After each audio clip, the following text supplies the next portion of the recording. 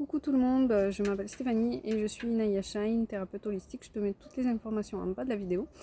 On se retrouve cette semaine pour les petits conseils, la guidance, les petites cartes qui veulent venir à nous. Et cette semaine, je vais vous faire un post sur Instagram. J'ai été inspirée, appelée par les accords Toltec. Les accords Toltec, il y en a 5. Peut-être vous connaissez les 4 premiers, donc que votre parole soit impeccable, ne pas en faire une affaire personnelle, ne pas faire de suppositions et faire toujours de son mieux. Je vais vous les développer dans un post. Et donc là l'idée c'est d'habitude je fais en 3 choix les petits guidances conseils et là ça sera 4 pour correspondre aux 4 premiers. Donc comme d'habitude vous prenez prenez le temps de respirer. Vous prenez une grande inspiration, expiration. Et puis vous allez vous laisser porter par le premier chiffre qui vient à vous. Donc le 1, le 2, le 3 ou le 4. Allez, c'est parti. Pour ceux qui ont fait le choix numéro 1, j'y vais, je prends. Quel est le petit message qui veut venir pour vous? Alors, tadam. Alors celui-là, il va vous parler de pas faire de suppositions, d'être moins dans des blessures émotionnelles. Et donc il dit, je comprends que je communique avec l'autre de la même manière que je communique avec moi-même. Si l'autre me parle mal, je prends conscience qu'il est incapable de communiquer avec lui-même de façon bienveillante. Plus rire de soi, très important. Plus je suis indulgent, et là je suis indulgente avec moi-même, plus je suis capable de me relier aux autres et de les accepter tels qu'ils sont. L'authenticité. Donc je vous répète, votre petit leitmotiv de la semaine, ou en tout cas le message qui arrivera au bon moment pour vous. Je comprends que je communique avec l'autre de la même manière que je communique avec moi-même. Ne fais pas aux autres ce que tu ne voudrais pas qu'on te fasse. Si l'autre me parle mal, je prends conscience qu'il est incapable de communiquer avec lui-même de façon bienveillante. Donc plus moi, tout part de nous, plus je suis indulgente avec moi-même, plus je suis capable de me relier aux autres et de les accepter tels qu'ils sont. Allez, choix numéro 2. Là.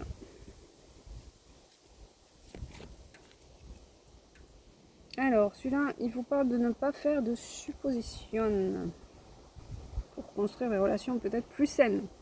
N'allez pas vous imaginer que tel ou tel comportement, telle et telle parole induit ça, parce que chacun part avec son prisme, sa façon de voir, sa personnalité, son chemin, son parcours.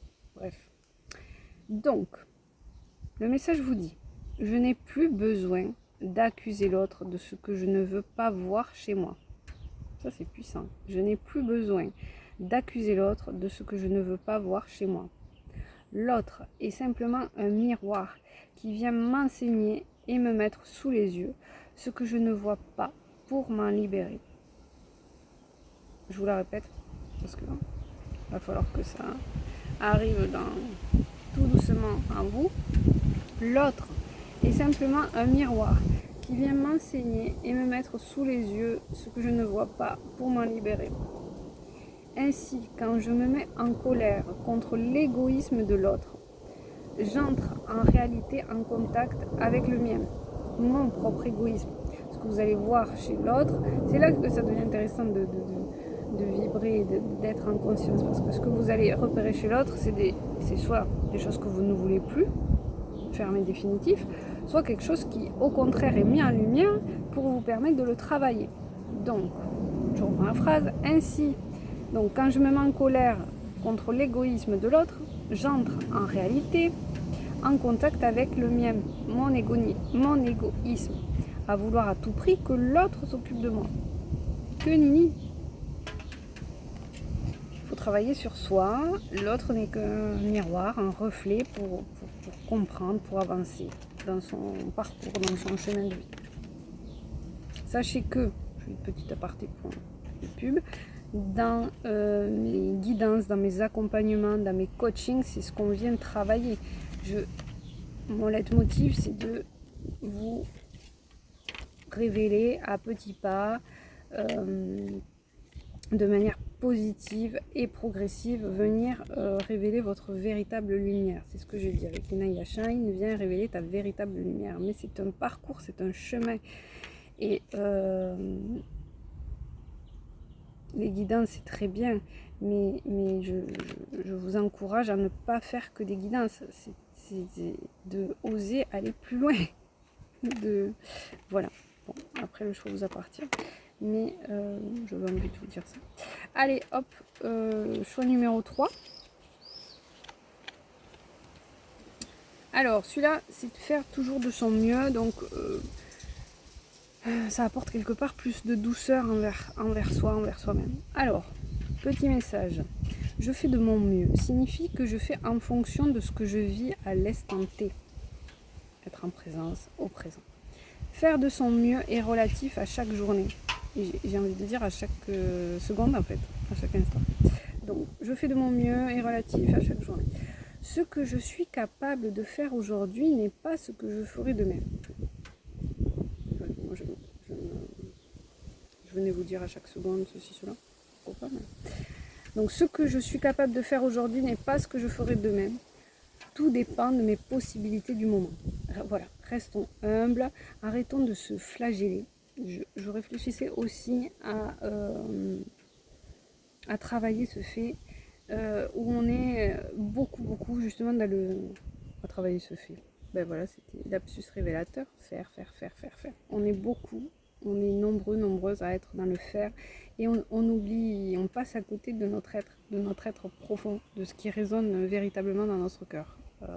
Parce que happé dans la vie, happé par les mouvements, le rythme, célibataire ou en famille, parfois on s'inflige des choses pas possibles. Bref, on est plus dans le faire que dans l'être et c'est bien dommage. Parce que la vie, elle se vit en conscience et en se respectant. Voilà. T'es fatigué, tu te reposes. T'as soif, tu vas chercher de l'eau. T'as faim, tu manges. Voilà. Tout à hauteur de ce qui est pour toi. Mais c'est comme ça, je le ressens et que j'ai envie de vous le partager. Et enfin, alors quel petit âge je n'avais pas pris, je crois. J'ai pris du veille et là j'ai pris celui-là. Hop là. Alors, hop. Dernier choix number 4, choix numéro 4. Je prends conscience. Alors donc ça parle de cette fameuse parole impeccable. En tout cas, je remonte une petite note, une parole plus consciente. Je prends conscience que ma parole est créatrice. Les mots que je prononce ne sont pas que des mots. Ils ont le pouvoir de guérir ou de blesser. Comme des formules magiques qui transforment les êtres en de magnifiques princes ou de vulgaires crapauds. Et on vous questionne sur mais quel magicien voulez-vous être? Est-ce que vous voulez piquer et je pense à un truc, je fais une aparté sur, je vous invite fortement à aller lire un livre qui est à la base pour enfants mais qui me revient là à l'instant.